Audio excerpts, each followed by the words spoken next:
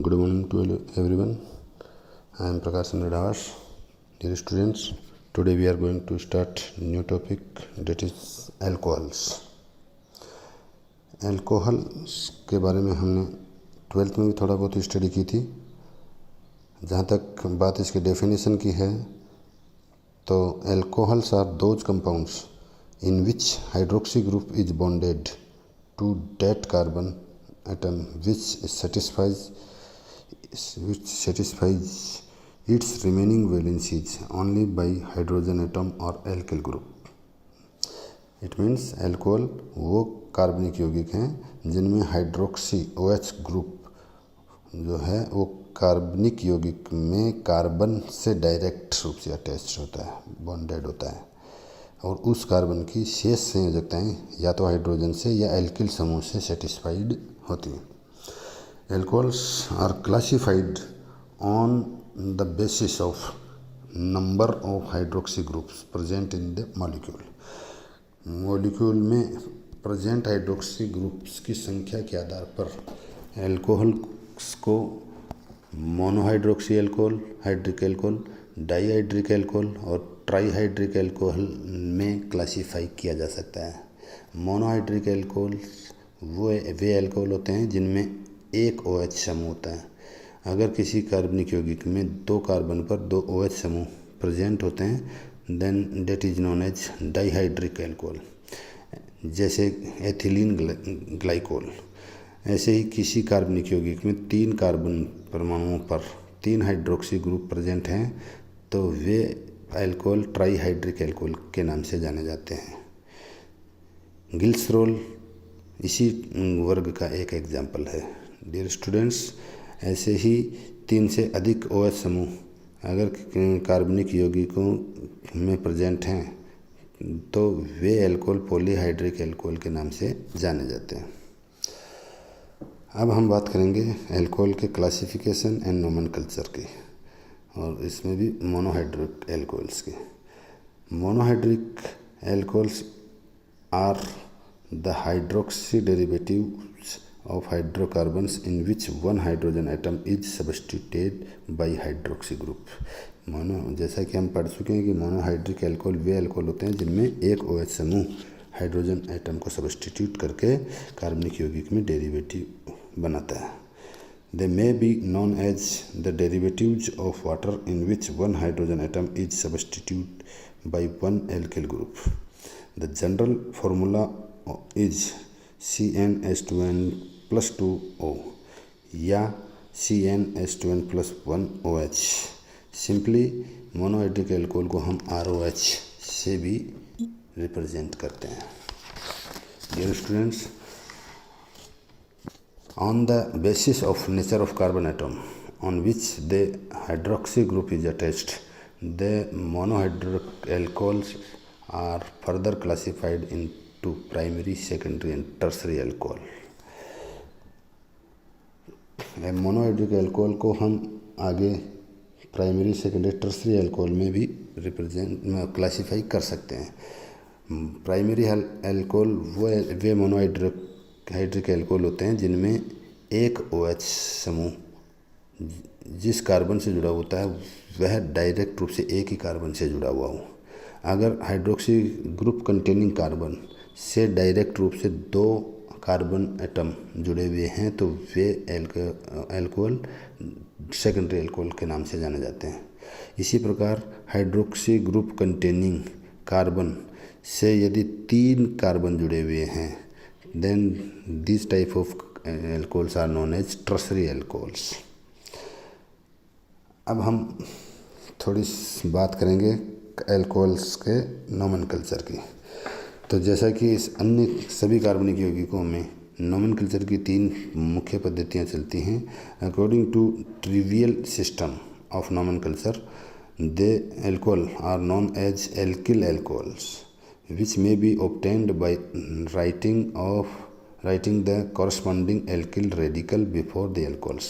For example CH3OH, इसको हम methyl alcohol के नाम से जानते हैं। CH3, CH2, CH2OH, इसको हम N प्रोपिल एल्कोहल के नाम से जानते हैं। According to the derived system of nomenclature, alcohol are known as carbenols, which is a derivative of methyl alcohol. For example CH3 CH2OH, इसको हम मेथिल कार्बिनोल के नाम से जानते हैं। अगर CH3 CHOH CH2 CH3 का ड्राइव्ड सिस्टम में नॉमेनक्लेचर की बात की जाए तो इसको हम एथिल मेथिल कार्बिनोल के नाम से जानते हैं।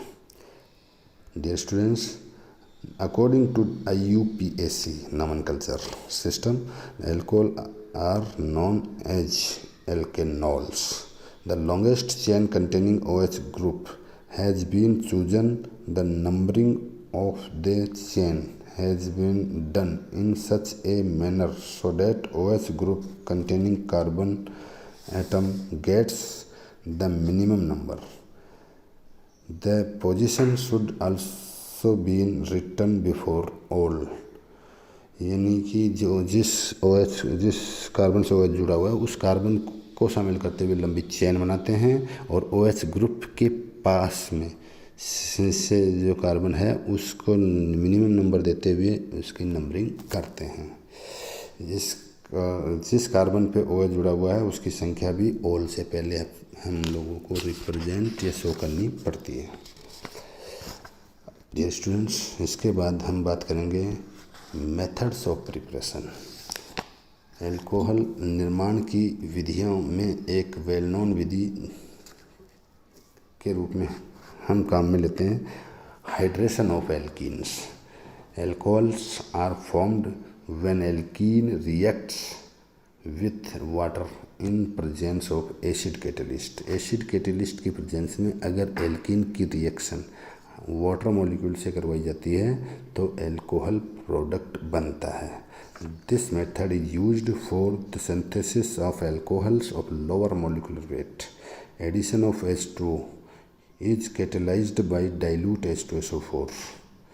The addition of water follows Markovnikov rules. ये रिएक्शन मार्कोनिकॉफ रूल के अकॉर्डिंग होती है और मार्कोनिकॉफ रूल के अकॉर्डिंग किसी एल्कीन या एल्काइन पर इलेक्ट्रोफिलिक एडिशन रिएक्शन के दौरान हाइड्रोजन या इलेक्ट्रोफाइल उस कार्बन पर जुड़ता है जहां पहले से ही हाइड्रोजन एटम्स की संख्या अधिक होती है। इसको यूँ भी कह सकते हैं कि इलेक्ट्रोफिलिक एडिशन के दौरान एल्कीन पर electrophile less substituted carbon atom पर अटैक करता है। डियर स्टूडेंट्स, ये एग्जांपल जो हमारी स्क्रीन पर दिया हुआ है RCH double bond CH2 plus H2O in presence of dilute H2SO4। यहाँ हाइड H2O में H plus double bonded CH और CH2 में से CH2 पर जुड़ता है तो CH3 बन जाता है और OH CH पर जुड़ता है तो प्रोडक्ट के रूप में RCHOH CH3 हमें प्राप्त होता है मार्कोनिकॉफ रूल के अकॉर्डिंग। इसी प्रकार प्रोपीन पर डाइल्यूट H2SO4 की प्रेजेंस में H2O की रिएक्शन करवाई जाती है तो एन प्रोपिल अल्कोहल की बजाय आइसोप्रोपिल अल्कोहल मुख्य प्रोडक्ट के रूप में बनता है। अगर एक और एग्जांपल के रूप में हम रिएक्टेंट के रूप में 2-मिथाइल प्रोपीन लें जिसकी H2O से रिएक्शन करवाई जाए तो मार्कोनिकॉफ रूल के अकॉर्डिंग यहाँ C और डबल बॉन्ड CH2 में हाइड्रोजन H प्लस जो है वो अधिक कार्बन युक्त CH2 पर जुड़ता है तो CH3 बन जाता है और इस C पर डबल बॉन्डेड C पर OH जुड़ने से हमें मुख्य प्रोडक्ट के रूप में टर्सरी ब्यूटिल अल्कोहल प्राप्त होता है। डियर स्टूडेंट, अगर बात इस रिएक्शन की मैकेनिज्म की जाए तो ये रिएक्शन निम्न स्टेप्स में पूरी होती है। The very first reaction step of this reaction is protonation of H2O molecule, जिससे हाइड्रोनियम आयन बनता है और ये हाइड्रोनियम आयन जब रिएक्टेंट एल्कीन पर रिएक्शन करता है तो रेट डिटर्मिनिंग स्लो स्टेप के द्वारा ये सेकेंडरी कार्बोनियम आयन में कन्वर्ट हो जाता है। ऐसा इसलिए होता है क्योंकि इस H3O+ में H+ जो है CH2 पर जुड़ता है और CH पर एक पाई बॉन्ड टूटने से प्लस आवेश क्रिएट हो जाता है। इसकी जो थर्ड स्टेप है उस सेकेंडरी कार्बोकेटाइन के पॉजिटिवली चार्ज कार्बन पर H2O मॉलिक्यूल का ऑक्सीजन एटम जिस पर 2 लोन पेयर प्रेजेंट हैं वो अटैक करता है। इस फर्स्ट स्टेप वाली रिएक्शन के बाद जो अनस्टेबल प्रोडक्ट बनता है वो नेक्स्ट स्टेप में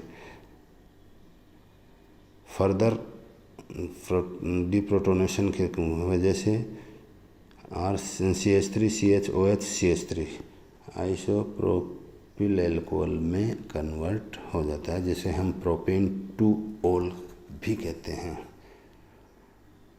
In step second, the formation of carbonium ion is the slowest step, so it is the rate determining step. Also, the rearrangement is also involved in the hydration of alkene. अगर किसी reaction में rearrangement के द्वारा more stable carbocation बनने की possibility हो, then उस case में रीअरेंजमेंट भी इस रिएक्शन में हाइड्रेशन में भाग लेता है, पार्टिसिपेट करता है और रीअरेंजमेंट के द्वारा मोर स्टेबल प्रोडक्ट बनता है।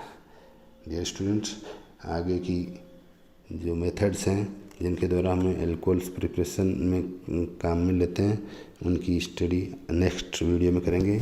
Till then, good bye.